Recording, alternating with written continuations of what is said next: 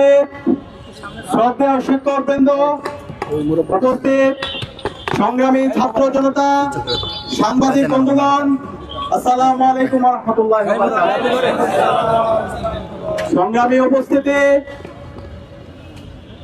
গত 16 বছরে বাংলাদেশে গুম, খুন, আয়নাঘর, ক্যাম্পাসে নির্যাতন নিপীড়নের মাধ্যমে খুনি হাসিনা এবং তার দোসররা বাংলাদেশে ফ্যাসিবাদ কায়েম করেছিল এবং খুনি হাসিনা এবং তার দোসররা বাংলাদেশের প্রতিটি শিক্ষা প্রতিষ্ঠানকে, শিক্ষার যে পরিবেশ, সেই পরিবেশকে নষ্ট করার মাধ্যমে আমাদের পুরো প্রজন্মকে ধ্বংস করতে চেয়েছিল।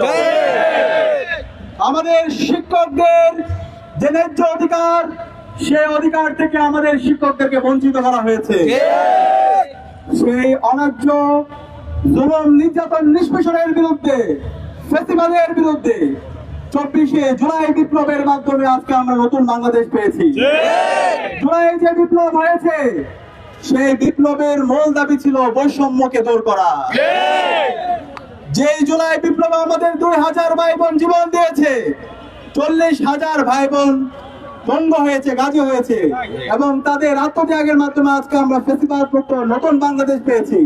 সকল শহীদদের মূল উদ্দেশ্য ছিল একটি ইনসাফ ভিত্তিক বাংলাদেশ বিনির্মাণ করা, বৈষম্যহীন বাংলাদেশ বিনির্মাণ করা। কিন্তু আমরা আজকে 1 বছর পরেও আমাদের সেই বৈষম্যগুলো দূর হতে দেখছি না।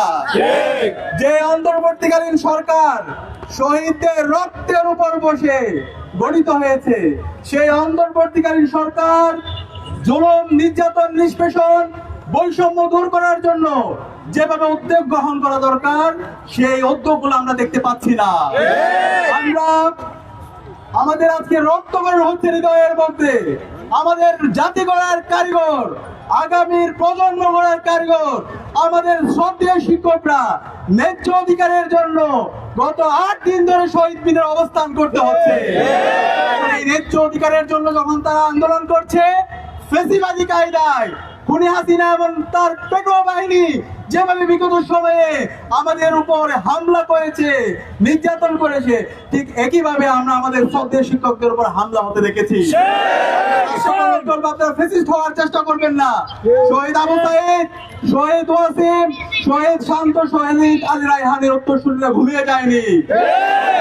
যেভাবে প্রতিবাদ প্রতিরোধ করে চলেছিল, ইনসাফের পক্ষে কথা বলেছিল, বৈষম্যের বিপক্ষে কথা বলেছিল, আমরা শহীদ আবু সাইদ, ওয়াসিম, আলী রায়হানের উত্তরসূরিরা ঠিক একইভাবে আমরা আমাদের বৈষম্যের বিরুদ্ধে, ইনসাফের পক্ষে আমরা কথা বলে যাবো ইনশাআল্লাহ। আজকে আমরা 8 দিন ধরে আন্দোলনের পরও অন্তর্বর্তীকালীন সরকারের কার্যকর কোনো উদ্যোগ দেখতে পাচ্ছি না। আজকে আমরা হতাশ হচ্ছি। অন্তর্বর্তীকালীন সরকারের যে প্রধান, তিনি একজন শিক্ষক। আজকে যিনি শিক্ষা উপদেষ্টা, তিনি ঢাকা বিশ্ববিদ্যালয়ের একজন শিক্ষক।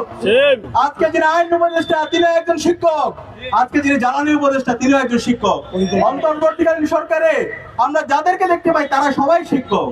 শিক্ষক হয়ে আপনারা আমাদের শিক্ষকদের বঞ্চনা, তাদের ন্যায্য অধিকার কথা অনুভব করতে পারছেন না।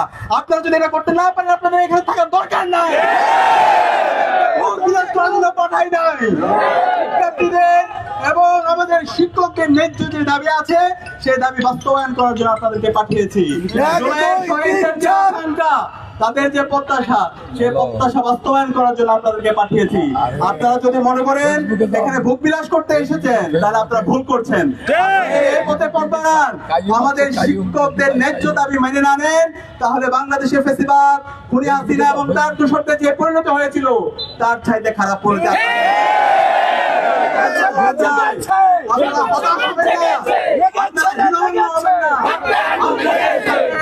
সারা দেশের ছাত্র সমাজ আপনাদের সাথে একত্রতা পোষণ করছে। ঢাকা বিশ্ববিদ্যালয় কেন্দ্রীয় ছাত্র সংসদ, রাজশাহী বিশ্ববিদ্যালয় কেন্দ্রীয় ছাত্র সংসদ, চট্টগ্রাম বিশ্ববিদ্যালয় কেন্দ্রীয় ছাত্র সংসদ, জাহাঙ্গীরনগর বিশ্ববিদ্যালয় কেন্দ্রীয় ছাত্র সংসদ সহ নির্বাচিত সকল সংসদ আপনাদের সাথে একত্রতা পোষণ করছে। বাংলাদেশের প্রাইভেট বিশ্ববিদ্যালয়ের শিক্ষার্থীরা আপনাদের সাথে একত্র পোষণ করছে। সকল মাদ্রাসা, স্কুল, কলেজ, বিশ্ববিদ্যালয়ের শিক্ষার্থীরা আপনাদের সাথে একত্র পোষণ করছে। এবং আমরা বলতে চাই, শিক্ষকদের যে ন্যায্য দাবি, আপনাদের দাবিটা কি? সামান্য একটা দাবি। সে দাবি হচ্ছে আমাদের শিক্ষকদের যে বেতন, সেই বেতনের 20% তাদেরকে আবাসন ভাতা দিতে হবে। আরে ভাই আপনাদের তো 40% দেওয়া আপনাদের দায়িত্ব, 40% দেওয়া এটা হচ্ছে আপনাদের রাষ্ট্রের দায়িত্ব। সেখানে কেন একজন শিক্ষককে 20%-এর জন্য দিনের পর দিন এই শহীদ মিনারে রোদে পড়তে হবে এবং বৃষ্টিতে ভিজতে হবে? এবং আমরা আমাদের শিক্ষকদের দাবি, ছোট্ট একটা দাবি, তাদের ট্রিটমেন্টের জন্য, চিকিৎসার জন্য তাদের 1500 টাকা ভাতা। আরে ভাই 1500 টাকাটা কি বেশি? টাকার অভাব হয়েছে, হাজার হাজার কোটি টাকা আপনারা লোপাট করছেন, সে টাকা উদ্ধার করে আপনারা আমাদের শিক্ষকদের উপর জুলুম করবেন না, সেই জুলুম আপনারা বরদাস্ত করবেন না, আগুন নিয়ে খেলবেন না বাংলাদেশের ছাত্র সমাজ। এবং আমরা একই সাথে আমাদের শিক্ষকদের যে দাবি, যারা স্টাফ আছে তাদের উৎসব ভাতা 75% উৎসব ভাতা, সেটা তো একটা ন্যায্য দাবি। আমি অনুরোধ করবো অন্তর্বর্তীকালীন সরকারকে, এখনো সময় আছে, শিক্ষকদের ন্যায্য যে দাবি আছে সেই ন্যায্য দাবি মেনে নিন, তাহলে এমন ঝড় হবে, এমন উত্তাল তরঙ্গ হবে যেটা আপনারা বইতে পারবেন না। আমাদের শ্রদ্ধেয় শিক্ষকদের যে দাবি আছে, ন্যায্য দাবি আছে, সেই ন্যায্য দাবি মেনে নিন। একই সাথে সারা দেশের আজকে শিক্ষা প্রতিষ্ঠানগুলো অচল অবস্থায় আছে। আমাদের এমপিভুক্ত যে শিক্ষক, সারা দেশের শিক্ষা ব্যবস্থা 57% শিক্ষা ব্যবস্থা, 97% শিক্ষা ব্যবস্থা আমাদের এমপিভুক্ত শিক্ষকদের সাথে কানেক্টেড। আমরা অনুরোধ করব অতি দ্রুত সময়ের মধ্যে সরকারের উচ্চপদস্থ যারা আছেন, প্রধান উপদেষ্টা থেকে শুরু করে উপদেষ্টা যারা আছেন, তারা যারা নেতৃত্ব দিচ্ছেন, সবার সকল অংশীজনদের সাথে বসে দ্রুত সময়ের মধ্যে কার্যকর উদ্যোগ গ্রহণ করেন এবং আমাদের শিক্ষকদের ন্যায্য আন্দোলন আপনারা মেনে নেন। এবং আমরা কথা দিচ্ছি, ঢাকা বিশ্ববিদ্যালয় কেন্দ্রীয় ছাত্র সংসদের পক্ষ থেকে আপনাদের সেই ন্যায্য দাবির সাথে আমরা একত্র পোষণ করছি এবং আপনাদের সাথে আমরা আছি। বিজয় আসবে ইনশাআল্লাহ। যেভাবে জীবন দিয়ে পুরো জাতিকে নতুন ভাবে পুনর্জীবিত করেছিল, আমরা কথা দিচ্ছি, আমরা প্রত্যেকে আবু সাঈদ উত্তরসূরি হিসাবে আমরা আপনাদের সাথে আছি। বিজয় আসবে ইনশাআল্লাহ। জিন্দাবাদ।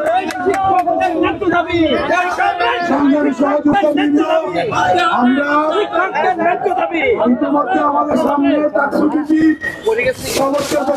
আমাদের সাথে সংহতি প্রকাশ করেছেন। আমাদের আগামীকালকে কিছু কর্মসূচি